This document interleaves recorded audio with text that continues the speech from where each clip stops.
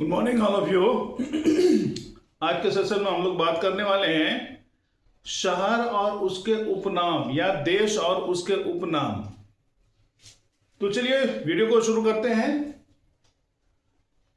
सफेद हाथियों का देश या सफेद हाथियों की भूमि, सफेद हाथियों का देश अगर पूछा जाए तो आ जाएगा थाईलैंड।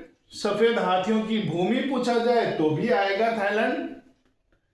तो सफेद हाथियों की भूमि थाईलैंड या सफेद हाथियों का देश थाईलैंड। हजार झीलों की भूमि, हजार झीलों की भूमि फिनलैंड। हजार झीलों की भूमि फिनलैंड। हम 2-3 बार इसलिए बोलते हैं ताकि सुन के आपको याद हो जाएगा, इसलिए 2-3 बार बोलते हैं, वरना एक बार भी बोल के काम चल सकता है। तो हजार झीलों की भूमि फिनलैंड। क्या होता है? हजार झीलों की भूमि फिनलैंड। उगते सूरज का देश, उगते सूरज का देश जापान। उगते सूरज का देश किसको कहते हैं? जापान। मध्य रात्रि के सूर्य का देश, मध्य रात्रि के सूर्य का देश यानी जहां पे आधी रात को भी सूरज दिखता हो, वो देश है नॉर्वे। कौन सा देश है? नॉर्वे। मध्य रात्रि के सूर्य का देश नॉर्वे, यानी वो देश पृथ्वी के ऐसे लोकेशन पे है कि जहां पे वो चारों तरफ से ही सूरज दिखता है। ऐसे लोकेशन पे है, लैटिट्यूड और लॉन्गिट्यूड पे है कि वहां से रात में भी 12 बजे रात में भी सूरज दिखता है।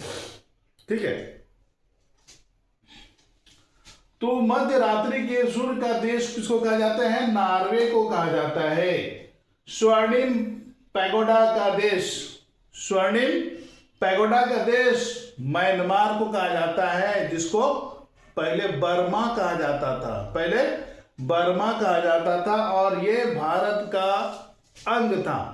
ये भारत का ही एक हिस्सा था। जैसे बांग्लादेश, पाकिस्तान को हम लोग जानते हैं, बखूबी जानते हैं, इसको भूल नहीं सकते हैं। सॉरी। उसी प्रकार लेकिन बहुत सारे लोग जो पढ़े लिखे नहीं है ना, तो वो लोग म्यांमार को एक अलग देश मानता है कि वो भारत का हिस्सा नहीं है या कभी नहीं था, वो सब अलग था। लेकिन जो पढ़े लिखे हैं, आप लोग पढ़े लिखे हैं, तो आप लोग जानते हैं कि म्यांमार पहले भारत का ही अंग था, अब फिर वो एक अलग देश अंग्रेजों ने बना दिया। ब्रिटिश शासन ने उसको एक अलग देश बना दिया, बांग्लादेश को एक अलग देश बना दिया, पाकिस्तान को एक अलग देश बना दिया। तो स्वर्णिम पैगोडा का देश किसको कहा जाता है? म्यांमार को कहा जाता है, बर्मा को कहा जाता है। म्यांमार का पुराना नाम बर्मा था। कंगारुओं का देश किसे कहा जाता है? कंगारुओं का देश ऑस्ट्रेलिया को कहा जाता है। ऑस्ट्रेलिया को कंगारुओं का देश कहा जाता है। वहां बहुत कंगारू है, वहां पे भौगोलिक स्थिति ऐसी है कि कंगारुओं को रहने के लिए, प्रजनन करने के लिए काफी सुखद माहौल मिलता है। भौगोलिक स्थिति ऐसा है। उसके बाद दक्षिण का ब्रिटेन। दक्षिण का ब्रिटेन किसको कहते हैं? न्यूजीलैंड को। न्यूजीलैंड को दक्षिण का ब्रिटेन कहा जाता है। न्यूजीलैंड को दक्षिण का ब्रिटेन कहा जाता है। भूमध्य सागर की कुंजी, भूमध्य सागर की कुंजी किसको कहा जाता है? जिब्राल्टर जल संधि को। भूमध्य सागर की कुंजी, चाबी, कुंजी मतलब चाबी। भूमध्य सागर की कुंजी किसको कहा जाता है? जिब्राल्टर जल संधि। जिब्राल्टर जल संधि को भूमध्य सागर की कुंजी कहा जाता है। मोतियों का द्वीप, ये मोतियों का द्वीप किसको कहा जाता है? बहरीन।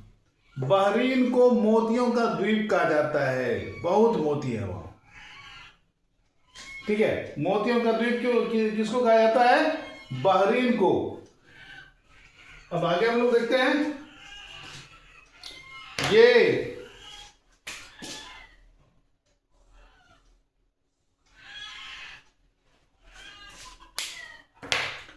संसार की छत किसको कहा जाता है? संसार की छत पामीर का पठार। संसार की छत पामीर का पठार को संसार की छत कहा जाता है। पामीर के पठार को संसार की छत कहा जाता है। यूरोप का रोगी या फिर यूरोप का मरीज देश, यूरोप का रोगी या यूरोप का मरीज देश वो है तुर्की। क्या है? तुर्की। तुर्की तुर्की तुर्की तुर्की तुर्की। यूरोप का मरीज देश किसको कहा जाता है या रोगी देश? यूरोप का रोगी तुर्की को कहा जाता है, जिसको आज हम लोग टर्की भी कहते हैं। यूरोप का अखाड़ा, यूरोप का अखाड़ा किसको कहते हैं? बेल्जियम को। यूरोप का अखाड़ा बेल्जियम को कहते हैं। किसको कहते हैं? बेल्जियम को। यूरोप का अखाड़ा किसे कहते हैं? बेल्जियम को कहते हैं। स्वर्णिम मीनारों वाला शहर, स्वर्णिम मीनारों वाला शहर, देख रहे हैं? स्वर्णिम मीनारों वाला शहर किसको कहा जाता है? ऑक्सफोर्ड को, जहां पे ऑक्सफोर्ड यूनिवर्सिटी है? स्वर्णिम मीनारों वाला शहर ऑक्सफोर्ड को कहा जाता है। चीन का शोक किसे कहा जाता है? चीन का शोक कहा जाता है हांगहो। हांगहो नदी जो चीन में है, बहुत खतरनाक नदी है, बहुत लंबी भी है चीन की, इसको चीन का शोक कहा जाता है। ये चीन में तबाही मचाता था पहले चीन में बरसात के मौसम में जब पानी ज्यादा आता था तो चीन में तबाही मचा देता था। इसीलिए चीन को हांगहो को चीन का शोक कहा जाता है। जैसे कोसी को बिहार का शोक कहा जाता है, दामोदर नदी को बंगाल का शोक कहा जाता है, उसी प्रकार हांगहो नदी को चीन का शोक कहा जाता है। और हांगहो नदी को पीली नदी भी कहते हैं। हांगहो नदी को पीली नदी भी कहते हैं। बात समझ में आई? चलिए, इसी के साथ आज का सेशन समाप्त होता है। धन्यवाद।